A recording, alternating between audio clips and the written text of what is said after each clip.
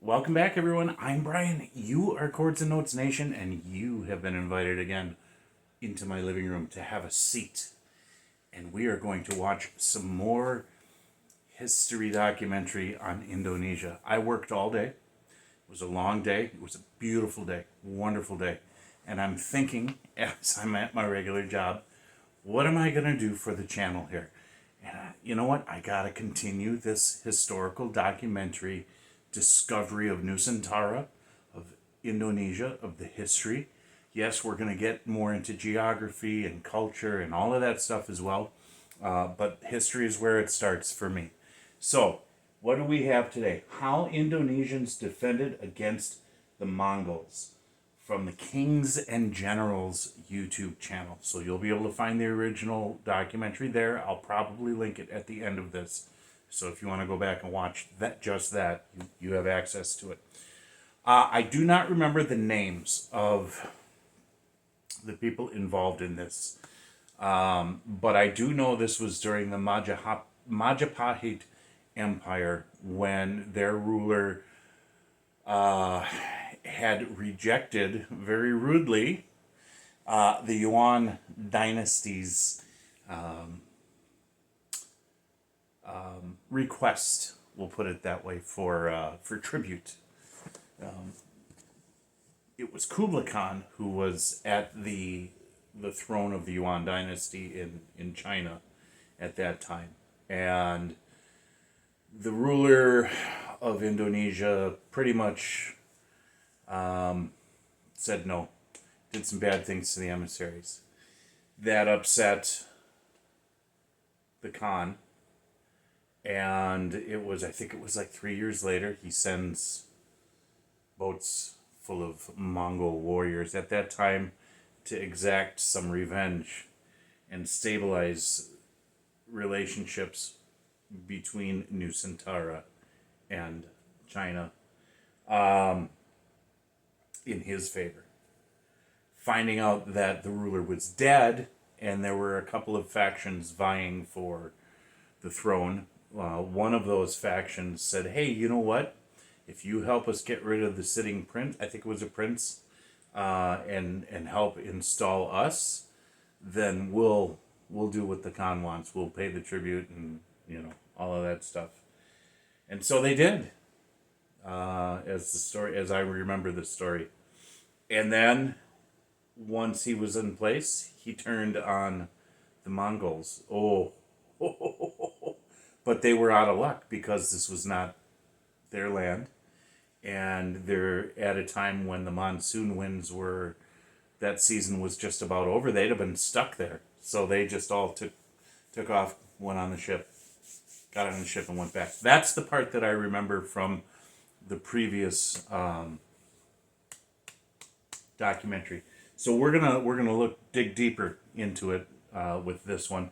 There may or may not be commercials. We'll deal with it. We'll get through it, because that's what we do here at Chords and Notes Nation. We're all about perseverance. We're all about authenticity. We're all about you and me in the living room together. Guys, get your coffee, kopi, mana kopi. I don't have coffee right now. I apologize, because as soon as I'm done with this, it's time for me to go to bed. I have to get up and I have to drive another 10 to 12 hours tomorrow. So it would not be in my best interest to be all geeked up on coffee all night and not get any sleep. But, are you ready? I'm ready. Let's go.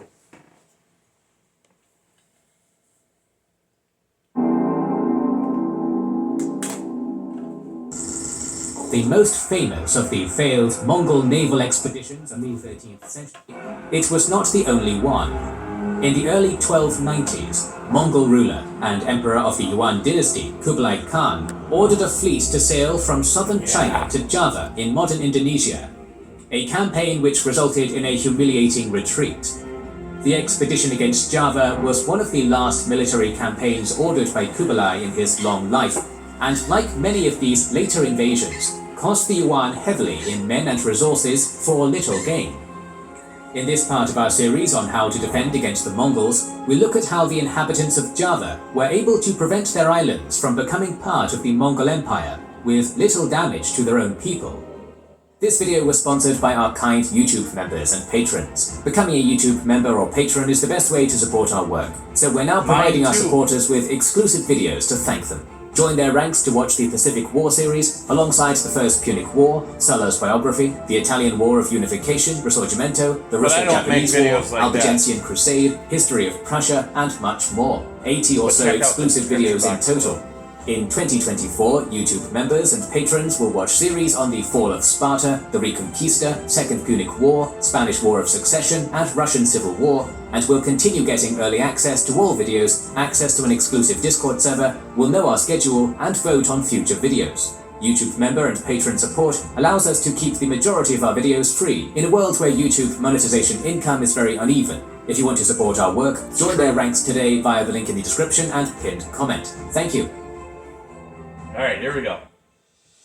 In the 13th century, eastern Java and parts of the neighboring islands of Sumatra and Borneo came under the influence of the Kingdom of Tumapel, named for the city of the same name on the island of Java.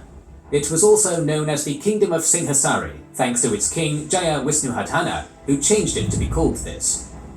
The Tumapel kings were not absolute rulers, as much of their kingdom was made up of loosely controlled vassal kings and chiefs. But they controlled a lucrative position along the maritime trade routes through Indonesia and across the southern coastline of the Eurasian landmass.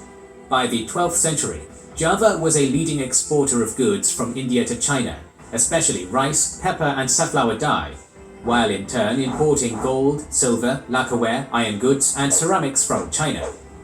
The Southeast Asian sea trade was a valuable market which had been expanding considerably since the 9th century, and one which attracted the attention of a man hungry for world conquest. By the 1280s, the Mongol Great Khan Kublai had successfully conquered China, but other victories were frustratingly eluding him in Central Asia, Japan, Vietnam, and Burma. As he advanced in years, the knowledge that he was failing to bring the rest of the world under Mongol authority weighed heavily on him. Now in his 70s, with his poor health, depression, deaths of his friends and family, increasing removal from affairs of state, and awareness of his own impending mortality, Kublai became desperate for victories to console his aching spirit. Economic aspects, too, were not to be overlooked, and were simply a factor in the inevitable universal domination. Kublai's Yuan dynasty.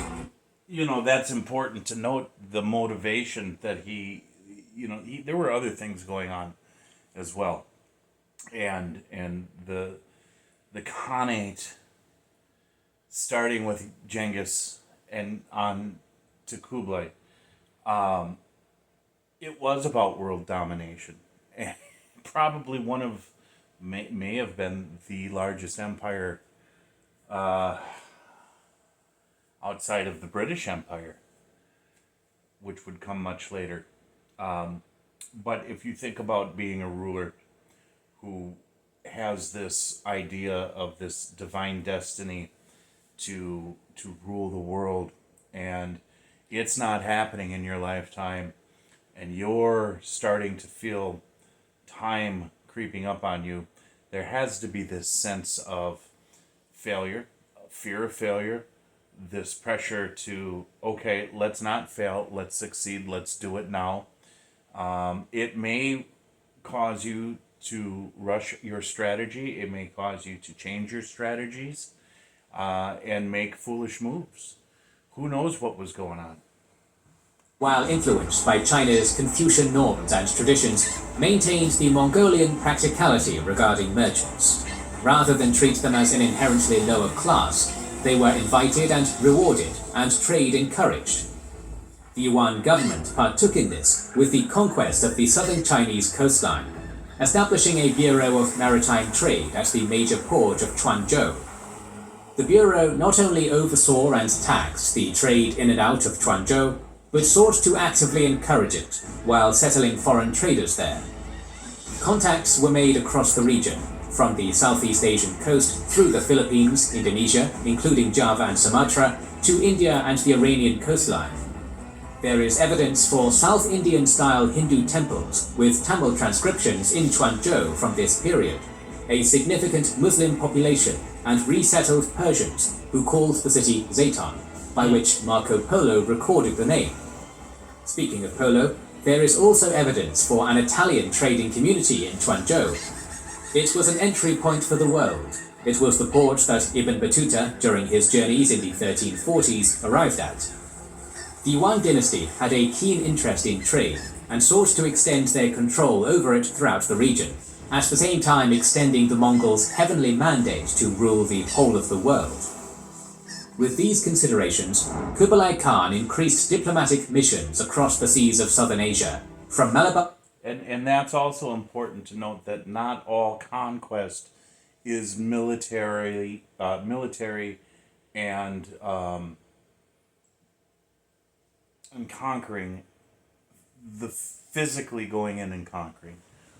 You can do so economically, and then have these trade partnerships where there's exchange of ideas and goods, and you can set up your own embassies and consuls and so on and so forth in these countries, and once you assert economic dominance, that's just the same, maybe even more effective than a military conquest. To Sri Lanka, ordering the monarchs and peoples across the sea to submit to the Great Khan. As it was an old tradition to send a yearly tribute for the privilege of trading with China, most regional states already undertook a nominal submission in order to have greater access to Chinese ports. While traditional Chinese dynasties were generally content to accept the trade and maintain the image of themselves as the center of the world, even if they did not exercise actual authority in these states, the Mongols were often not quite as lenient. To be a vassal to the Great Khan meant the potential of making all resources and people available to the Khan's desires, measured through census and Mongol-appointed overseers. When Kublai sent his diplomatic missions over the seas, they often were sent not just to reaffirm or increase the tribute, but to increase the extent to which these overseas monarchs needed to comply with the will of the House of Genghis Khan.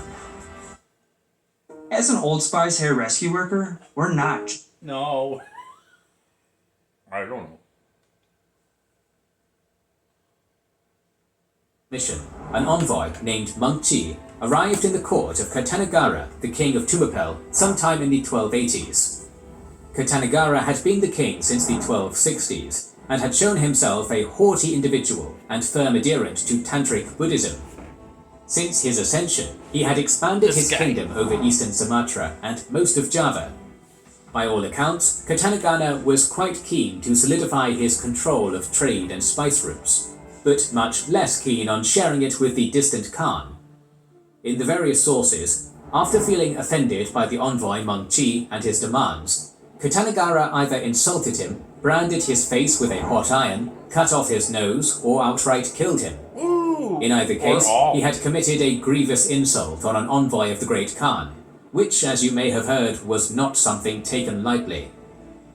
Katanagara's calculation was likely a simple one. He did not want to increase the share of tribute sent to China for the privilege of trading, but still wanted that Chinese trade. It was a reasonable assumption that the island of Java was well outside the range of an actual attack from China, leaving him physically secure from any repercussions. Yeah, and that's really important too, because the Mongols are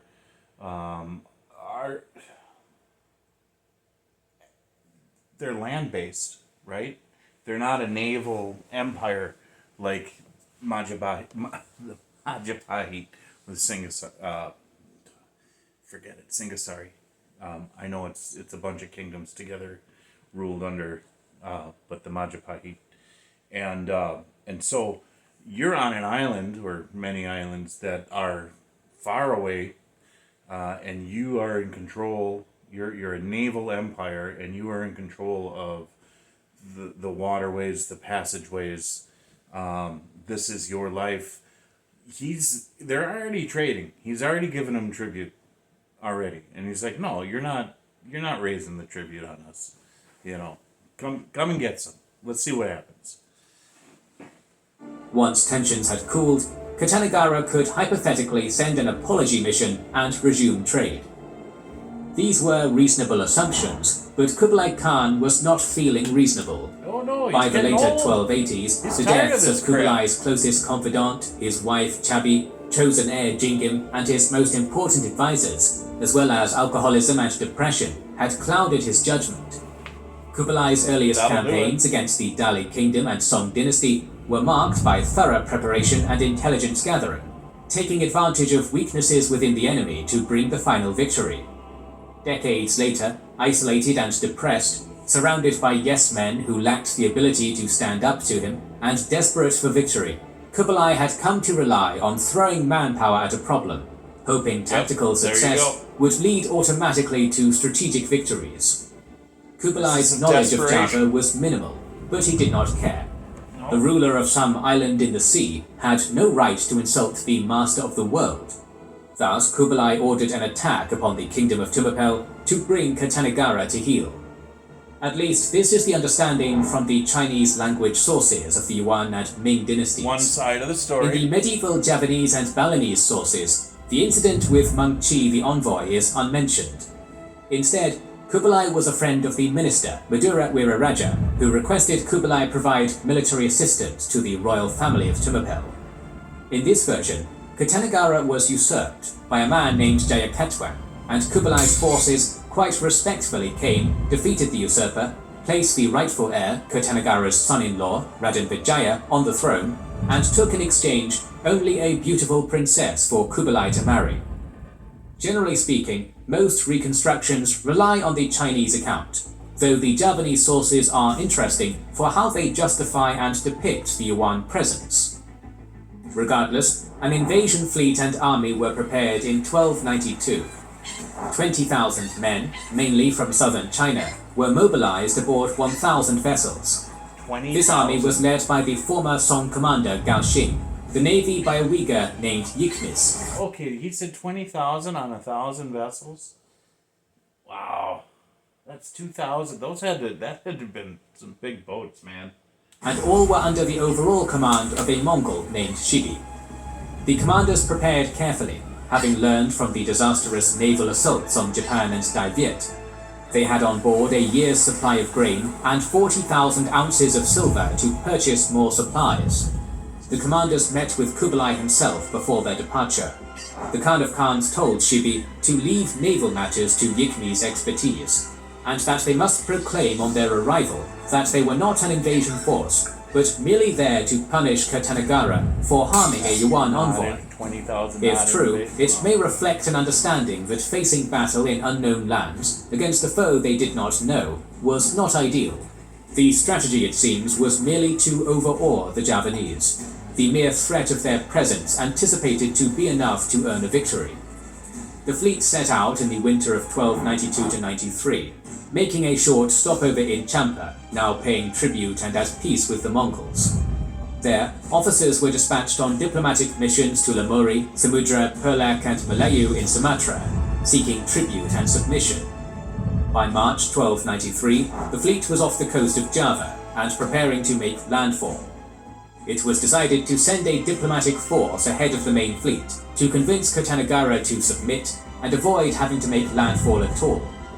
If there was no progress on the diplomatic front in a week, then the fleet was to follow up as a show of force.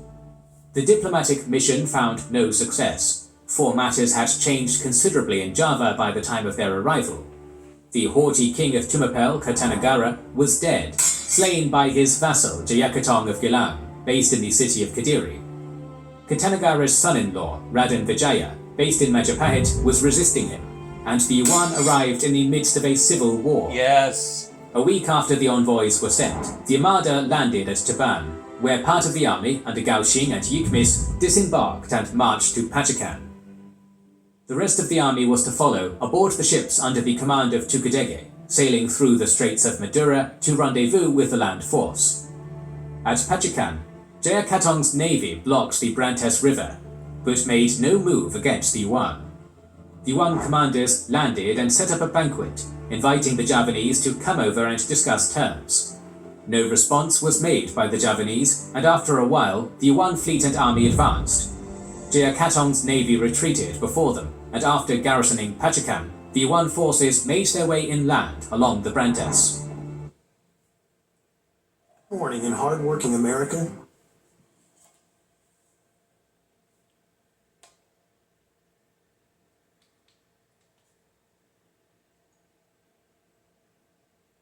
They were greeted by envoys of Raden Vijaya, begging Yuan help.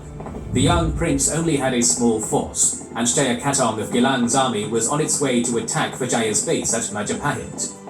In exchange, Vijaya would submit to the Great Khan. Seeing supporting Vijaya as the key to gaining the submission of Java, Yilkmis ordered Gao Xing to take a part of the army and intercept Jayakatong, while Yilkmis took the rest of the force to reinforce Majapahit. Jayakatong managed to evade Gao Xing and reached Majapahit, only to find Yilkmis had already assembled his forces to meet Jayakatong's tired troops. After a night of standoff, the next day, Gao Xing arrived with the rest of the Yuan troops, and all together they drove off Jayakatong's army. Raden Vijaya once again promised his total submission to the Great Khan if the Yuan forces helped him defeat Jayakatong for good, and after providing them maps, a week later they set off for Jayakatong's capital at Gettr. The Yuan moved in 3 columns. The fleet on the Brantus River under Tukadege, with Gao Xing and Yilkmis taking their forces up either bank, while behind them travelled a large force from Majapahit under Raden Vijaya. The army made good time and reached Gettr within a few days, finding Jayakatong prepared with a large force. The next day, until the morning from early afternoon, Jayakatong's force advanced 3 times, and 3 times they were repulsed with heavy losses by the arms of the Yuan dynasty and Majapahit. By the end of the day, Jayakatong's army broke, fleeing across the river or into Gettr with Jayakatong. An assault on the city followed, and by nightfall, Jayakatong surrendered. For the next week, the Yuan were the masters of Java. Raden Vijaya's promised submission now had come. For this, he desired to return to Majapahit with a small unarmed Yuan escort to properly witness his formal submission. While that force departed for Majapahit, Shibi sent most of the army back to Pachikan, while he stayed in Gettr with a small force, thinking he had handily conquered Java for the Khan. Once Raden Vijaya saw that the Yuan troops had let their guard down, at the end of the day, he killed the Yuan escorts who followed him back to Majapahit, rallied his armies, and urged the people of Java to repel the foreign invaders. Only narrowly did Shibi escape the trap for him at Gettr. He fought his way back to Pachikan, losing up to 3,000 men. Back aboard the ships, the commanders argued over whether to counterattack or to retreat, ultimately choosing the latter. Not knowing the country, outnumbered, and unlikely to find local support, they understood further combat would likely only have one disastrous outcome. With that, Shibi ordered a withdrawal back to home port. Yeah, they didn't have any advantage at all whatsoever. Even the numbers that they brought with them. I mean, they lost 3,000 in that one battle.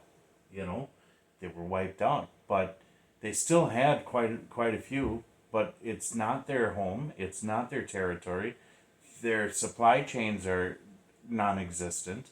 What are you gonna do? You're outnumbered. It's not where you live.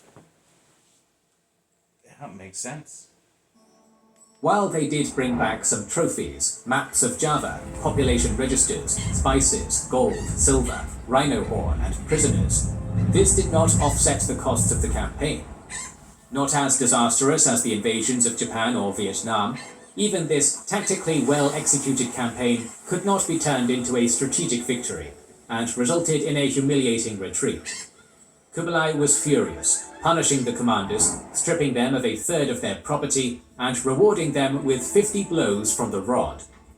Once Kublai Khan died in early 1294, there was no stomach to avenge that defeat, or those others suffered in Southeast Asia. By contrast, Raden Vijaya established a powerful empire based in Majapahit that came to rule most of modern Indonesia and Malaysia, founded in part with Mongol assistance. By the end of the 1290s, after Kublai's death, Vijaya sent missions to the Yuan dynasty to resume valuable trade contacts. Despite their reputation for destruction across much of Eurasia, in the Javanese Chronicle, there is but a single reference to the Mongols destroying towns and sending people running in flight. reflective of the hope for a less destructive campaign, perhaps helping with the memory of the invasion becoming that of Kublai coming to assist his friends in exchange for a beautiful princess. It was a rather different view than their forces earned in many other places. In the end, Java successfully defended against the Mongols, with perhaps the most minimal amount of destruction to their own lands. Through guile, they took advantage of a well-prepared but hesitant Yuan army, and they were thereby able to not only use Mongol troops to their advantage, but inflict upon them a defeat with relatively little bloodshed. In many ways, it was the most effective, least cost-intensive, and most beneficial resistance put up by any of the states we have looked at over this series. Our series on how various peoples defended against the Mongols will continue in the near future, so make sure you have subscribed and press the bell button. Please consider liking, commenting, and sharing. It helps immensely. Our videos... Okay, I'm leaving it right there.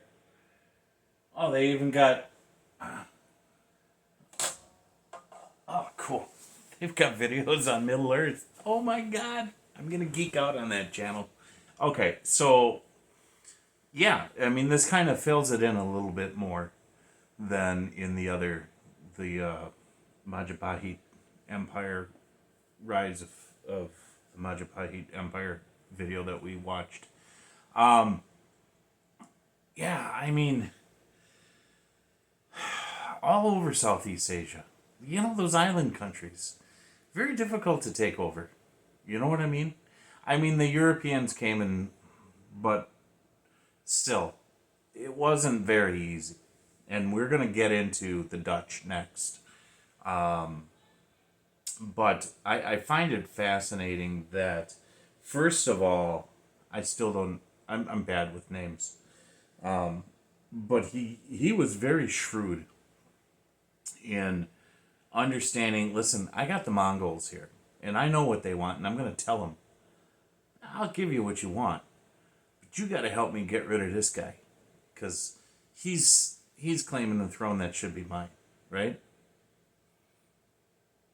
Why wouldn't you, if you're serving the Khan, and you're like, hey, the Khan wants Java, we're going to give it to him, and this is how we're going to get it. But you had to think... I'm sure they must have known that could have been a possibility, right? Why wouldn't you have defended yourselves against that? Or was there just extreme arrogance on the part of the Mongols? Because this is, you know, they probably looked at these island countries as just being lesser. They probably relied upon their reputation to instill fear. They probably relied on the 20,000 that they had as like, who's going to do anything to us? But ultimately, when you're not in your own land, you don't have a supply network. You don't even have a base set up. And I mean, Javanese fighters, you know, I mean, you've got Silat coming out of that area. You know, a lot of different martial arts. And they're warriors, man. They're warriors, too. They had everything at their advantage. They got beaten with rods when they got home. And a third of their lands taken away of their property. Jeez. For failing. Failing the Khan. I'm surprised. I thought maybe it would have been a little more severe than that. But I wonder what they considered property too, not just land. Maybe people and you know, cattle and whatnot as well.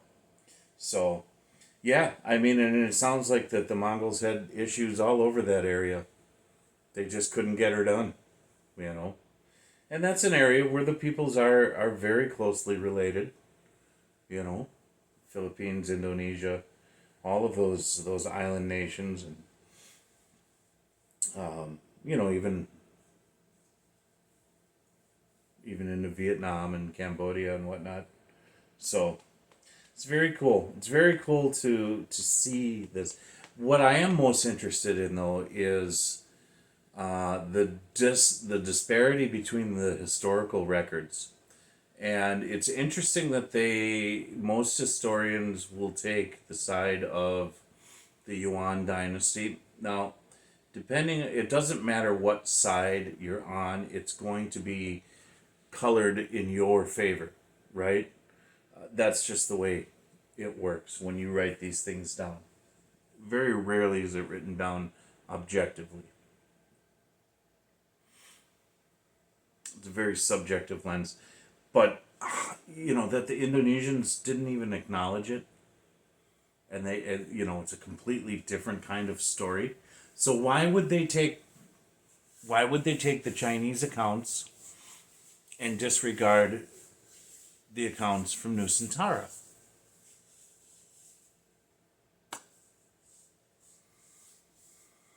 Well, reliability, evidence, those are the sort of things that you have to look at. And I don't know what sort of evidence they looked at or how reliable that evidence was. But it seems to me that they probably had enough to say, the Chinese side of this story is more than likely the what really happened. So very, very cool. Very cool. All right. We're going to be moving into, I'm not going to do this exactly chronologically, but we are going to start moving into the European colonization era. And so that means the Dutch and what happened there. So stick around. Stick around. Check out my Indonesia documentary reaction playlist. I've got a lot of these. Okay? A lot of these videos there. Very cool. God bless you guys. Thank you so much for being here. I do appreciate it. Jesus loves you, and I will talk to you